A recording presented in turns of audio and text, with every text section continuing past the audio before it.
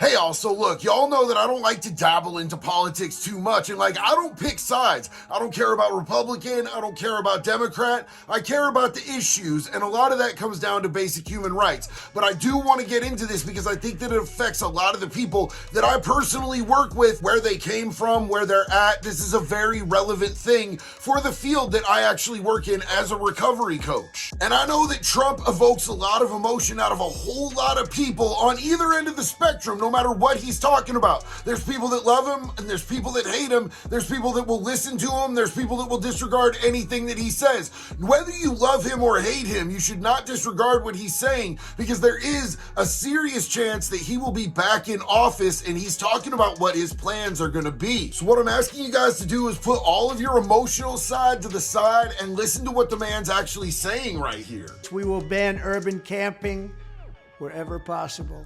Violators of these bans will be arrested, but they will be given the option to accept treatment and services if they're willing to be rehabilitated. Many of them don't want that. We'll give them the option.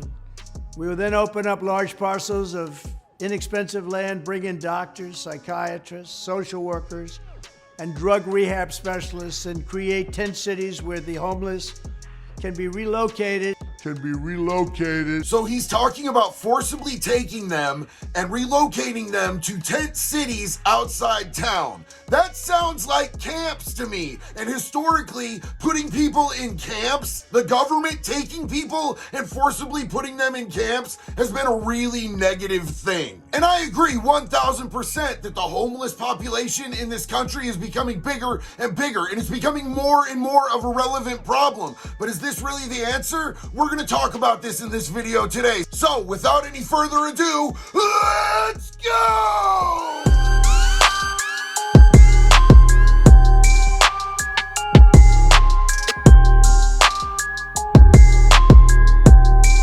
Guys, Confident Clothing has a brand new drop and I think you're gonna like it. We got 2 new hats, 2 new shirts, and if you bundle the shirt and the hat for Make Pedophiles Afraid Again, you get a mad discount. So look, y'all, I think for the sake of transparency that I should clarify this, because I know that a lot of you guys know my history. You know that I was like a drug addict and a career criminal, and I've been out in the streets doing wild stuff for like 20 years in the past, right? But I want to make sure that you guys understand that like I was never homeless. I don't know what that struggle is like. The closest thing to being homeless that I was I lived out of hotels, like from hotel to hotel on stolen credit card numbers, buying like $60 to $80 at room service every time I was hungry. Like, I did not have that struggle. I can't identify with it, so I don't know exactly how it feels to be living out of tents in the year-round conditions and all the weather and all the other struggles that come with it. Like, I don't know that life. But I do want to say that I don't believe that like homelessness, like as a mass, of course there are exceptions to every rule, but I don't believe that it's like an all-out choice.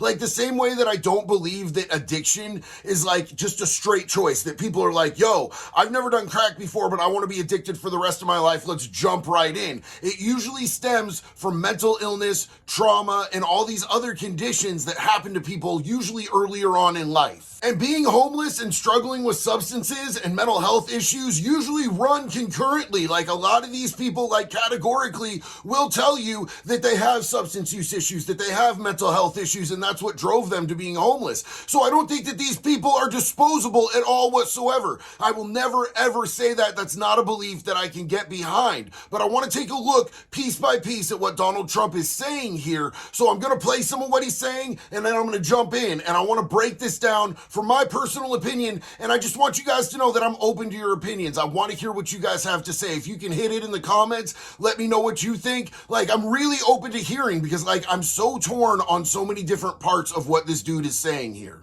Great cities have become unlivable, unsanitary nightmares, surrendered to the homeless, the drug addicted, and the violent and dangerously deranged. I mean, so far so good. I think that's spot on. I think it's pretty much undeniable. That is where we are heading, if not where we're already at in a lot of areas. I mean, just look what's going on in the more metropolitan areas. Like downtown Portland is a war zone. We're making many suffer for the whims of a deeply unwell few, and they are unwell indeed. I think that it's a little bit manipulative and gaslighting to reduce and diminish their struggle into calling it the whims of few, but then right after that to be like, but they are unwell indeed. The homeless have no right to turn every park and sidewalk into a place for them to squat and do drugs.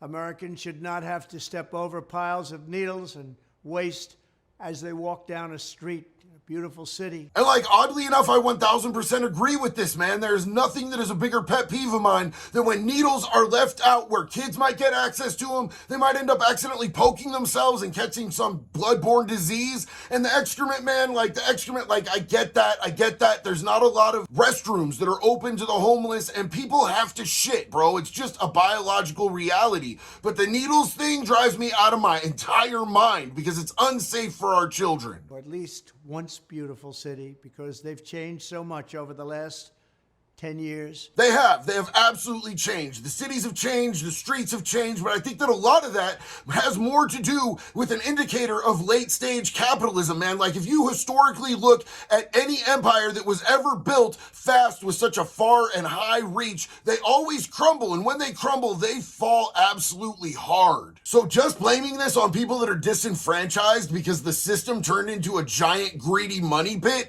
I don't really feel like that's fair. Our first consideration should be the rights and safety of the hardworking, law-abiding citizens who make our society function. When I'm back in the White House, we will use every tool, lever, and authority to get the homeless off our streets.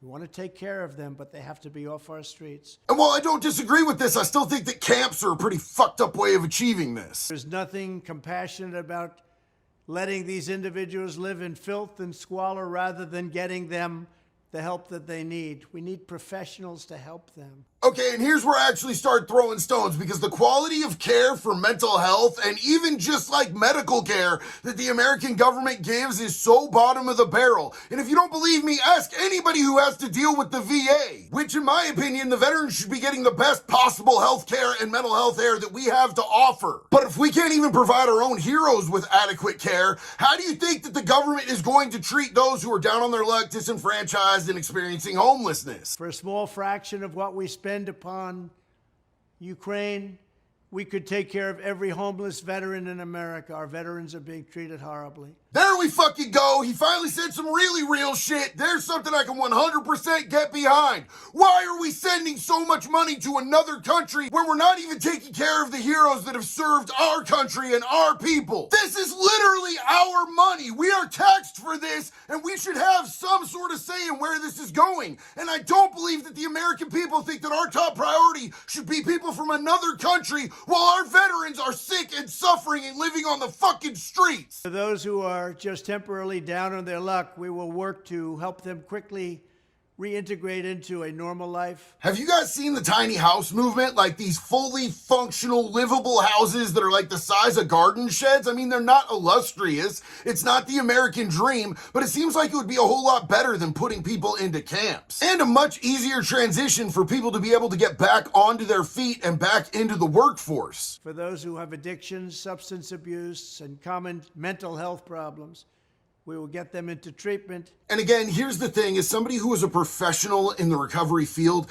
I believe in providing treatment services. I believe in providing mental health services, but I don't really think that I trust the government to provide these and know what's adequate for people. It just seems like all of these politicians are so far out of touch as to what's actually happening on the streets and what people actually need to be reintegrated. It's just insane. And for those who are severely mentally ill and deeply disturbed, we will bring them back to mental institutions where they belong, with the goal of reintegrating them back into society once they are well enough to manage. This point right here I really want to touch on because like I did a lot of time incarcerated, and I've also, while incarcerated, worked in one of these mental hospitals, and the abuse factor that happens in these places is absolutely horrendous. But we need a place for these people because otherwise they just end up going to prison where the abuse factor is also absolutely horrendous. I don't know what the answer is, but I think that opening up this whole conversation that Trump opened up here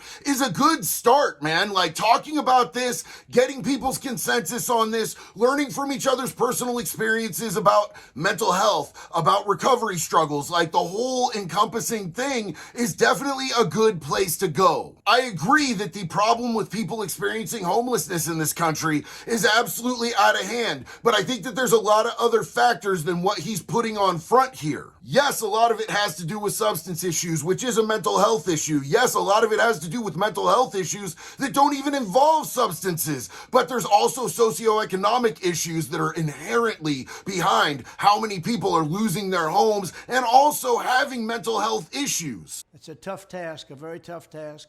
What's taken place on the streets, what's taken place with their taking so much drugs. But the fact is, we're going to try.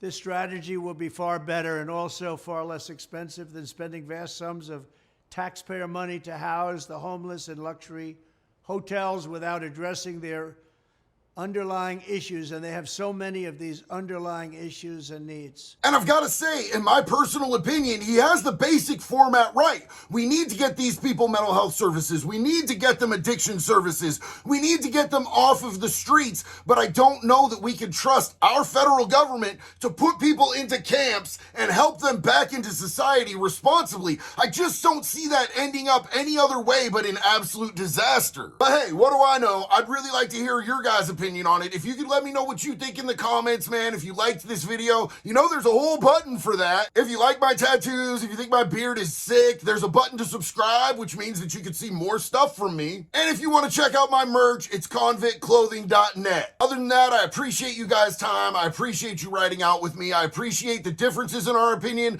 I appreciate you guys educating me on things that I might not know. So thank you for being a part of this community. I love each and every one of you. One love, be good or be good at it, baby!